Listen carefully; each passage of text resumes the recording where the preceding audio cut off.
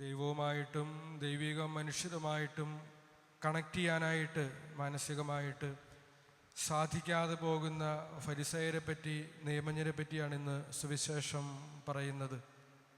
അതുകൊണ്ടാണ് ഈശോയെയും സ്നാപയോഹന്നാനെയും ഒക്കെ മനസ്സിലാക്കാൻ, സ്വീകരിക്കാൻ അവർക്ക് സാധിക്കാതെ പോകുന്നത്. നമ്മുടെ അവസ്ഥ എന്താണ്? നമുക്ക് ചിന്തിക്കാം. നമ്മുടെ മനസാക്ഷിയെ നമുക്കൊരു റേഡിയോ പോലെ കാണാനായിട്ട് ശ്രമിക്കാം.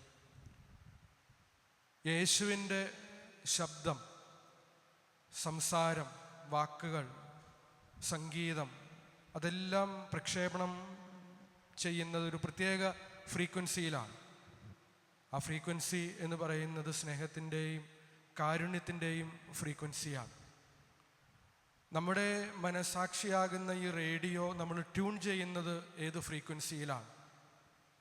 അത് പലപ്പോഴും സ്വാർത്ഥതയുടെയും അഹങ്കാരത്തിൻ്റെയും വെറുപ്പിൻ്റെയും വിദ്വേഷത്തിൻ്റെയും മറ്റ് പാപാവസ്ഥകളുടെയും ഒക്കെ ഫ്രീക്വൻസിയിൽ നമ്മൾ ട്യൂൺ ചെയ്ത് വെക്കുന്നത് കൊണ്ടാണ് കാരുണ്യത്തിൻ്റെയും സ്നേഹത്തിൻ്റെയും അനുരഞ്ജനത്തിൻ്റെയും ഒക്കെ ഫ്രീക്വൻസിയിൽ പ്രക്ഷേപണം ചെയ്യപ്പെടുന്ന ഈശോയുടെ ശബ്ദം നമ്മുടെ മനസാക്ഷിയാകുന്ന റേഡിയോയ്ക്ക് പുറപ്പെടുവിക്കാനായിട്ട് സാധിക്കാതെ പോകുന്നത്.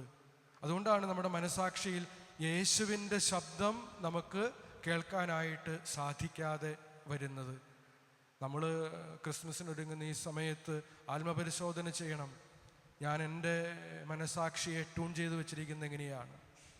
ഈശോയുടെ അതേ ആ ഫ്രീക്വൻസിയിൽ, കാരുണ്യത്തിൻ്റെയും സ്നേഹത്തിൻ്റെയും അനുരഞ്ജനത്തിൻ്റെയും ഒക്കെ അതേ ഫ്രീക്വൻസിയിൽ എൻ്റെ ഈ മനസാക്ഷിയെ ട്യൂൺ ചെയ്ത് വെച്ചാൽ അവിടുത്തെ സ്വരം എൻ്റെ അന്തരംഗത്തിൽ കേൾക്കാനും അതനുസരിച്ച് ജീവിക്കാനും, ഫലം പുറപ്പെടുവിക്കുന്ന ദൈവത്തിൻ്റെ ഹിതമറിഞ്ഞ് ജീവിക്കുന്ന, മനസ്സറിഞ്ഞ് ജീവിക്കുന്ന മനുഷ്യരായി മാറി ഫലം പുറപ്പെടുവിക്കാനും നമുക്ക് സാധിക്കും എന്ന് മനസ്സിലാക്കിക്കൊണ്ട് നമുക്ക് ജീവിക്കാം.